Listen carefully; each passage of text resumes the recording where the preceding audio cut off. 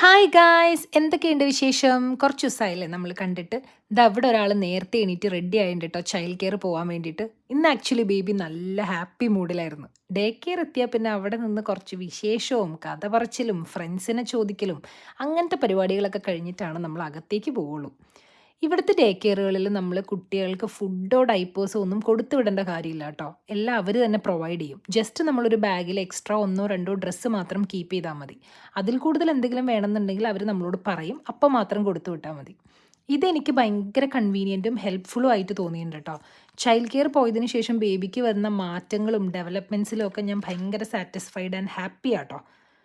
ഇവിടെ നമുക്ക് ബേബിയുടെ അപ്ഡേറ്റ്സും കാര്യങ്ങളെല്ലാം ആപ്പ് വഴി നമുക്ക് കിട്ടും. ലൈക്ക് ഇവരെന്താണ് കഴിച്ചത്, എത്ര സെർവിങ് കഴിച്ചു, എപ്പോൾ ഉറങ്ങി, എത്ര മണിക്കൂർ ഉറങ്ങി, എന്ത് പഠിച്ചു, അങ്ങനെയുള്ള എല്ലാ ഡീറ്റെയിൽസും നമുക്ക് അപ്പം നോട്ടിഫിക്കേഷൻ കിട്ടും. നമ്മുടെ ആപ്പ് വഴി നമുക്ക് ഫോണിൽ കിട്ടും. അത് ഭയങ്കര അടിപൊളിയല്ലേ. അങ്ങനെ മോളെ ചൈൽഡ് കെയറിലാക്കിയിട്ട് ഞാൻ നേരെ ജിം, അങ്ങനെയാട്ടോ എന്നും. ഇപ്പോൾ എൻ്റെ മോർണിംഗ്സ് കുറച്ചുകൂടെ കാം ആൻഡ് സ്ലോ ആണ്. ബിക്കോസ് ഹസ്ബൻഡിൻ്റെ വർക്ക് ടൈം ഒന്ന് മാറി. ഇപ്പോൾ എൻ്റെ മോർണിംഗ് റുട്ടീൻ മൊത്തത്തിലൊന്ന് മാറിയായിരുന്നു. ഇപ്പോൾ അതിനോടൊക്കെ ഒന്ന് യൂസ്ഡായി വരുന്നു.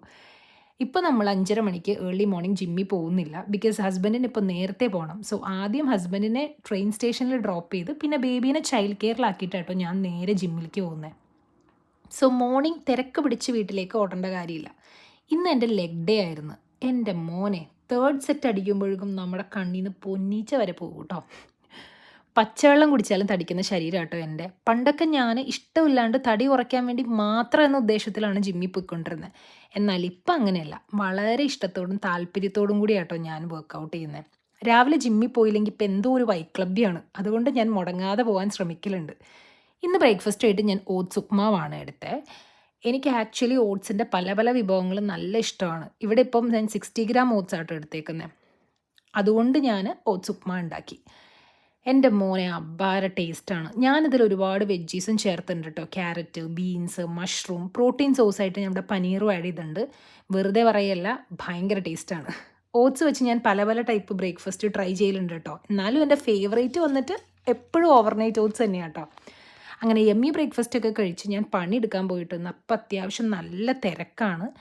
അങ്ങനെ പണിയെടുക്കലൊക്കെ കഴിഞ്ഞ് ഭയങ്കരമായിട്ട് വിശന്നപ്പോൾ അതേ ലഞ്ച്.